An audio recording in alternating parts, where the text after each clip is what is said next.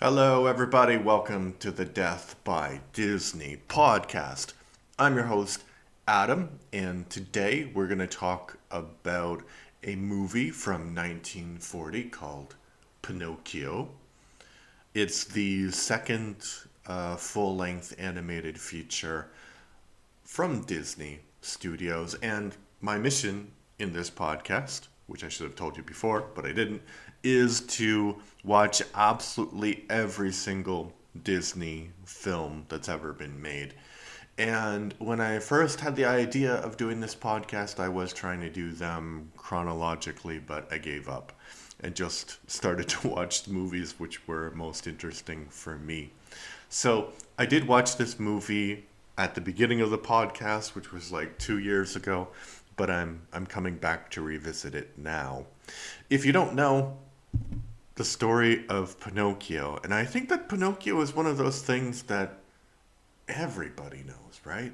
Like, who doesn't know the story of Pinocchio? But anyway, if you don't know the story of Pinocchio, basically it's about this puppeteer named Geppetto, and he can't have kids for whatever reason, and he makes a wooden puppet boy, and he imagines that, and he wishes that the boy would become real, and the boy does become real. And I think in the original story, which isn't a fairy tale, I think it was written by some Italian author. Put it in the comments if you know who it was. Some Italian author. The original story, the Pinocchio is he is a real boy, but he doesn't have a heart. So a lot of the story is about him being really mean to people, basically. I gave this movie a 7 out of 10 when I watched it, and I will tell you why in a moment. But I think I was being a bit too harsh because there are some great things about the movie. The animation is really baroque. I mean, not baroque like it doesn't have any money. I mean, baroque like very elegant and ornate. It's really, really quite nice to watch, especially in comparison to some later Disney films when they were trying to cut corners, because there are scenes that are like there's clocks, and what they did is they made real clocks for the animators to animate. So it just looks so intricate and wonderful. So I would revise that maybe above 6. So on this podcast, what I do is I give you my opinion. I give you some trivia, if there's any interesting trivia to tell you, and then I do what's called Voice of the People, where I read a review, like a negative review and a positive review, and talk about them. All right, so here's my initial review from 2 years ago. Let's see. Pinocchio is Walt Disney's second feature film. It's much better than Snow White. Snow White is the first animated feature film, and I can imagine that people were amazed when they were watching something in color in the 1940s, but it's not actually that good. Pinocchio has great animation and even a little bit of humor. So I could actually imagine showing young children, I guess, young people are children, this film. However, there are some things about the movie that are just bizarre. I'm not the first person to mention this, but it is quite strange that Geppetto longs to have a real son, and when his puppet comes to life, the very first action he does is to send his new son to school. You would think that he would do a little bit more investigation as to how this happened, or give more training to Pinocchio in the real world. The other bizarre thing about the plot, and I think this is from the original story, is that Pinocchio has all of these misadventures, and his father goes out looking for him. And I know Pinocchio is on an island, but why does Geppetto get eaten by a whale? And why did Geppetto take his cat and fish to go rescue Pinocchio? And why do both of them survive being eaten by a whale? The only other drawback is that the animation of people still looks a bit bizarre, but it's better than that in Snow White. So yeah, the actual plot is crazy and insane, but the animation is great. So some trivia. I was talking about Geppetto. So the guy, so basically they had real life actors step in so the animators could like draw them. And Geppetto seems the character Geppetto seems so sweet and naive, but apparently the guy that they based him on, like the real person, was a Nazi sympathizer, and this was in 1940, before the United States entered the war against Germany. So he was very pro Nazis, and the other animators didn't like this, and so there was a scene where they wanted to animate the inside of the whale, so they put him on like some sound stage, and they were really shaking him much harder than it needed to be, just to make him more and more uncomfortable. So I don't know.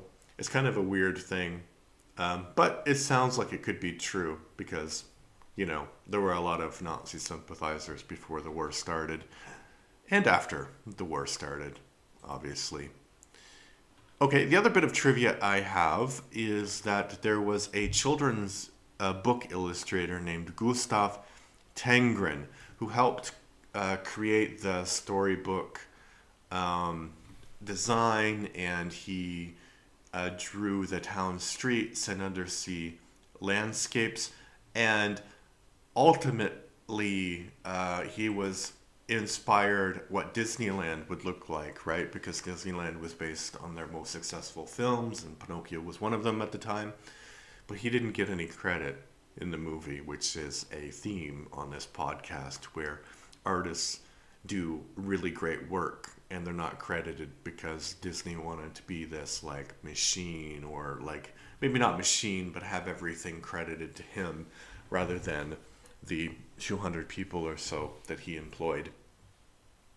Okay, that's the trivia.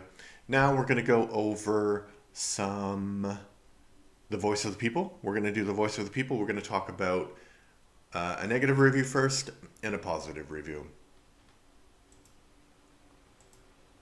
So here's the negative one. 2 out of 10. Strictly for kids. It's one thing to have a wooden puppet suddenly become alive, but another entirely for Geppetto to expect him to go to school and actually learn something. And he decided this just hours after Pinocchio became alive. And he then sends the poor puppet off to school alone. This type of mentality belongs in cartoons where nothing has to make sense, not in feature films. It proves that this is exclusively aimed at a very young demographic who wouldn't bother questioning these silly actions. I don't remember the classic story of Pinocchio being this stupid. Nothing makes sense. And what's with the kids smoking cigars and drinking beer? Why would they show this in a film aimed at kids? Okay, so I hated this film. I hated every silly minute of this film. The film redeemed itself during the thrilling, action-packed climax, but only a little bit. I still hated this film, and that's from Paul Clanson from 2018. And yeah, definitely the plot of the film is a bit ridiculous. I mentioned that he is sent to school right after becoming alive. And of course, even though it was I think it was an animated film, the second fully animated feature film. And obviously it was directed towards children. Like, that was the whole point. And I don't know if they ever thought about that, like, why didn't he do some... But I think actually it's still bonkers, but I had this thought just now that the reason why Geppetto sends him to school is because even though his deepest wish is to have a child, he doesn't know anything about children. So he's also like an incredibly naive person. So if he had a better grasp of reality, let's say, he might have been able to attract a woman and had a normal family. Oh no, he is married, I guess. Never mind. Sorry about that. But he doesn't have a good grasp of reality also. That's why he sends him to school first. And about the smoking and drinking of children, it's clearly punished, right? So I think nowadays they wouldn't show that kind of behavior maybe in films, but in films of those days, bad behavior was shown, but it was also always punished, right? So that's why he gets sent to the island of misfit toys, I guess, or I'm sorry, I'm confusing a lot of things right now, but he does get sent to this island where they turn into donkeys, right? So that their smoking and drinking is something bad, and it turns them into donkeys. So I think the film was clearly saying that this was bad and not like supporting that kind of behavior. Um, all right. Now, on the opposite point of view, so 10 out of 10, this is absolutely without a doubt one of the best movies ever made. Keep in mind, this movie is only the second feature length animated movie. This is Walt Disney's masterpiece. It's filled with vibrancy and charm. It goes to dark places and takes so many risks. For me, though, every single one of them pays off. Pinocchio is so gullible and charming, and Jiminy Cricket is one of the best mentor characters ever put to film. I love this movie because I actually care about these characters. They're written in a way that is unbelievably amazing. The script is phenomenal, and the incredible performances help too. The musical numbers are fun and beautiful. This movie can shift emotions so easily. It goes from heartwarming to heartbreaking. I remember as a young kid, I really didn't like this movie. It wasn't until I was age 13 that I recognized how beautiful this was. Everything about this movie is outstanding. If I were to recommend only 5 films, this would be one of them. Sheer cinematic bliss. And that's from OU, interesting username from 2020. And I would say that this is not my favorite animated film, and it's certainly not my favorite animated film by Disney, but it's definitely, I could understand why it would be, because it takes what was begun in Snow White and just kind of fulfills that vision that Disney had, and and the animators that helped him had as well. Later, he would have to cut costs, and the animation would be really, really pared back. But this is like the first film that successfully shows kind of the vision of animation that the Walt Disney Studios wanted to put out initially. So I could understand somebody saying, like, this is, if only 5 films existed, this would be one of them. So yeah, I can understand that. I don't personally agree, and maybe I could get my rating up to 7.